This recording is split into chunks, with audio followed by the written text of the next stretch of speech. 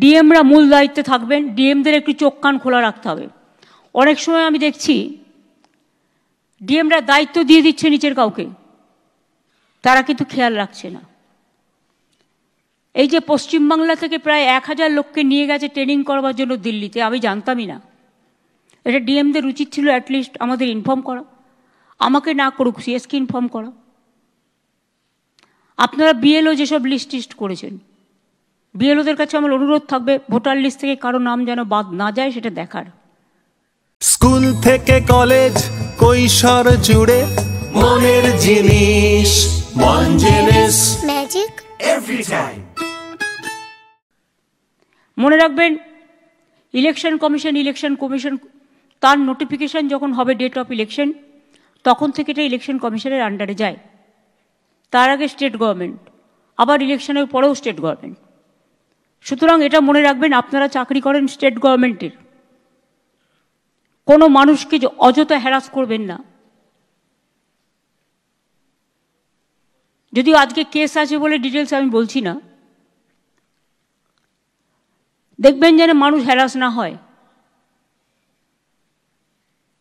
যারা দীর্ঘদিন এই রাজ্যের ভোটার, একটা লোক 4 দিন গিয়ে এলো 4 দিন গেল, তখন হয়তো সেটা কোথাও ঘুরতে গেছে, তাই বলে আপনি তার নামটা বাদ দিয়ে দেবেন? আপনাকে দেখতে হবে তার অরিজিনাল অস্তিত্ব আছে কিনা। আপনারা তো দেখছেন চারিদিকে যারা বাংলা ভাষায় কথা বলছে অত্যাচার হচ্ছে। আসাম সব ডিটেনশন ক্যাম্প, আসাম গভর্নমেন্ট চিঠি পাঠাচ্ছে বাংলার কুচবিহার আলিপুরদুয়ারকে রাজবংশীদের,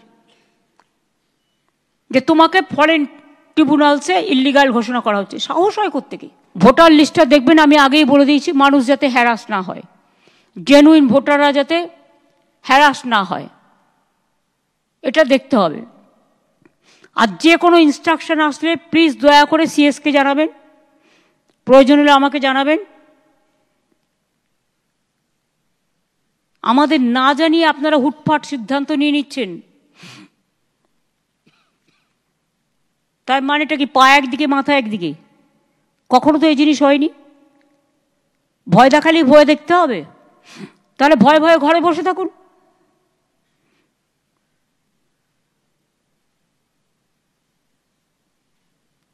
সাহস সঞ্চয় করার দরকার নেই।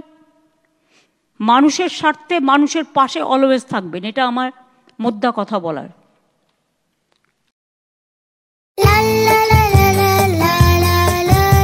মনের জিনিস মন জিনিস মনের জিনিস মন জিনিস ম্যাজিক এভরি টাইম।